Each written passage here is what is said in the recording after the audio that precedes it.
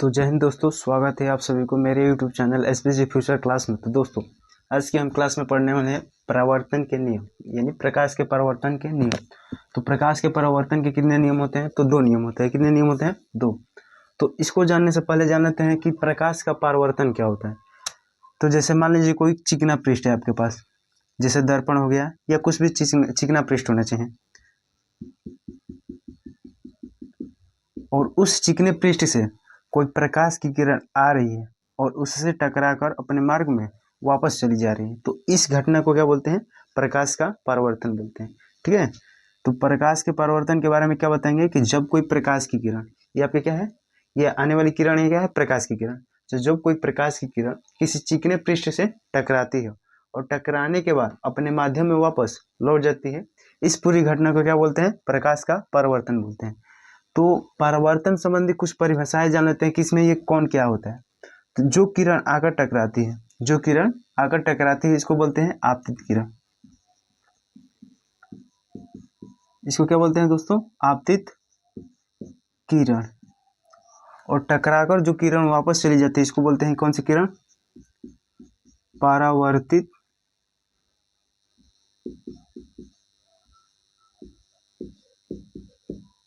किरण।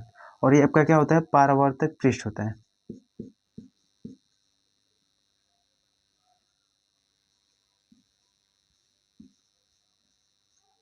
पृष्ठ होता है, क्या होता है? परावर्तक। यहाँ पे जो ये बिंदु होता है, इसको क्या बोलते हैं? आपतन बिंदु बोलते हैं।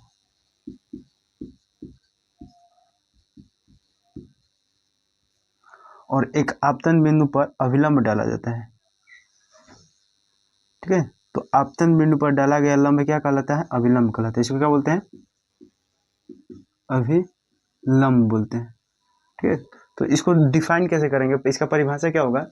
तो बताएंगे कि आपतित किरण के बारे में बताएंगे कि जो किरण आकर टकराती है दर्पण से, जो किरण आकर टकराती है, जो चिकने पृष्ठ से जो किरण आकर टकराती है, उसको क्या बोलते हैं? आपतित किरण बोलते हैं। और टकराने के बाद जो किरण अपने माध्यम में वापस चली जाती है, इसको क्या बोलते हैं? परावर्तित किरण बोलते हैं। ठीक है।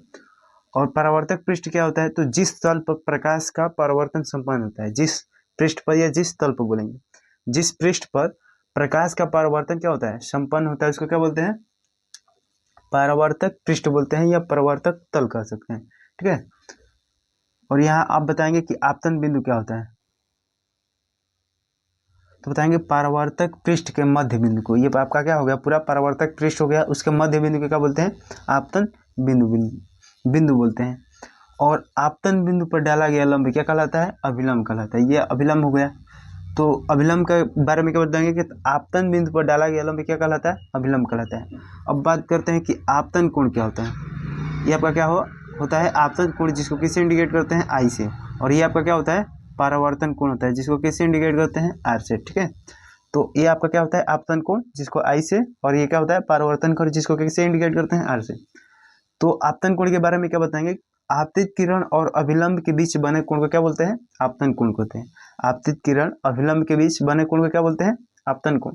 और परावर्तित किरण और अभिलंब के बीच बने कोण को क्या बोलते हैं? परावर्तन कोण कहते हैं। क्या कहते हैं? परावर्तन कोण कहते हैं।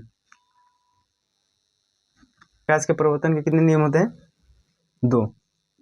तो पहले देखते हैं प्रथम नियम क्या होता है।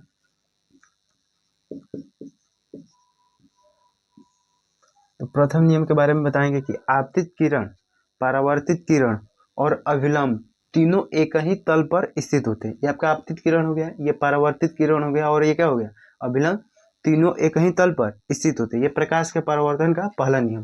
प्रकाश के प्रथम नियम के बारे में क्या बताएंगे कि आपतित किरण, परावर्तित किरण और अभिलंब तीनों क्या होते हैं? एक ही तल पर या एक ही पृष्ठ पर स्थित होते हैं। द्वितीय नियम क्या होता है दोस्तों?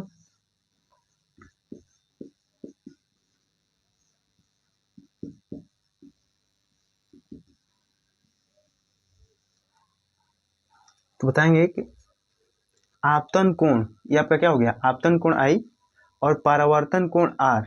आपतन कोण, इसको क्या बोलते हैं? इसको आई को आपतन कोण बोलते हैं। इसको क्या बोलते हैं? परावर्तन कोण होता है। ठीक है। तो बताएंगे कि आपतन कोण सदैव किसके बराबर होता है? परावर्तन कोण के बराबर होता है। आपतन कोण सदैव क्या होता है? परावर्तन कोण के बराबर होता है। अर्थात हम कह सकते हैं कि कोण आर जो होता है, कोण आई जो होता है, कोण हमेशा किसके बराबर होता है? आर के बराबर होता है। ये सदैव बराबर होता है। ठीक है, तो ये रहा प्रकाश के परावर्तन का दोनों नियम। प्रथम नियम के बारे में क्या बताएंगे कि आपतित किरण, परावर्तित किरण और अभिलंब तीनों क्या होते हैं? कहीं तल पर स्थित होते हैं।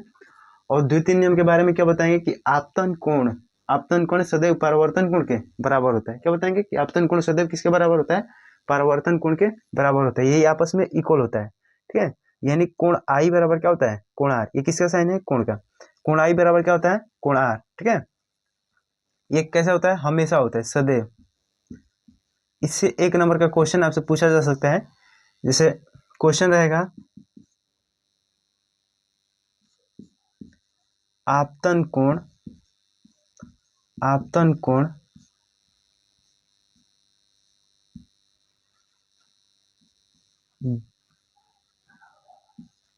परावर्तन कोण के, आपतन कोण परावर्तन कोण के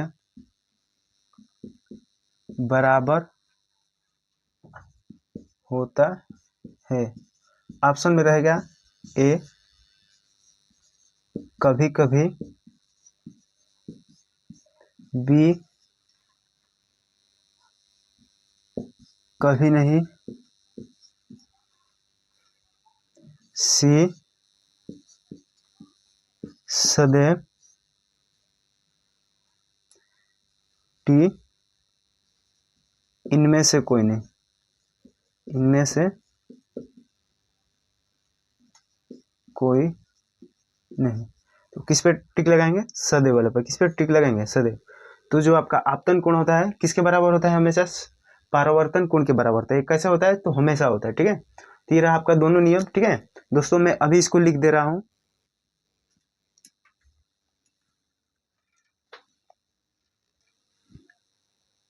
तो दोस्तों आप इसे उतार भी सकते हैं। प्रथम नियम क्या होता है कि आपतित किरण, परावर्तित किरण और आपतित किरण, परावर्तित किरण और अभिलंब तीनों एक ही तल पर स्थित होते हैं। द्वितीय नियम क्या होता है? आपतन कोण सदैव किसके बराबर होता है? परावर्तन कोण के बराबर होता है। अर्थात कोण आई बराबर कोण आर। दोस्तों इस परावर्तन के नियम से एक नंबर का क्वेश्चन आ जाता है यही कि आपतन कोण सदैव परावर्तन कोण के बराबर होता है। कैसे होता है? तो सदैव होता है। ठीक है, तो चलिए दोस्तों, अगर वीडियो अच्छी लगी है तो प्लीज़ वीडियो को शेयर कीजिएगा और चैनल को सब्सक्राइब कीजिएगा।